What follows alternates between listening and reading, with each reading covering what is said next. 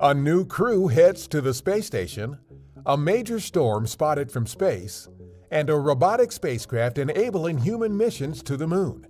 A few of the stories to tell you about this week at NASA. On August 26th, a SpaceX Dragon spacecraft launched to the International Space Station on NASA's SpaceX Crew 7 mission. The next day, the four-person crew, including NASA astronaut Jasmine Moghbeli, arrived at the orbital outpost and were welcomed aboard as part of the station's Expedition 69 crew. They will spend about 6 months conducting research and technology demonstrations on the space station to benefit life on Earth and future Artemis human exploration missions to the Moon and eventually to Mars. External cameras on the space station captured views of major Hurricane Idalia on August 30th, not long after the storm made landfall near Keaton Beach, Florida, as a Category 3 storm with winds of about 125 miles an hour. At the time, Idalia was moving north-northeast at about 18 miles an hour toward the southeast United States.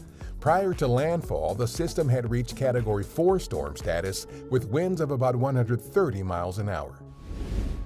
Data from our Lunar Reconnaissance Orbiter, or LRO, was used during a recent training session to help familiarize the Artemis II astronauts with what they can expect to see from lunar orbit on their upcoming mission around the Moon.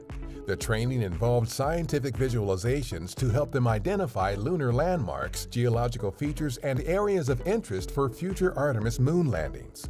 LRO has returned a treasure trove of scientific data during its 14 years of observing the Moon.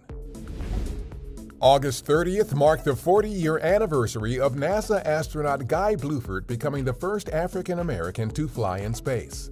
He flew aboard Space Shuttle Challenger on the STS-8 mission, the first night launch and night landing of the Space Shuttle program. Bluford was a member of NASA's 1978 astronaut class, which included the first African Americans, the first Asian American, and the first women astronauts. That's what's up this week at NASA. For more on these and other stories, follow us on the web at nasa.gov/twan.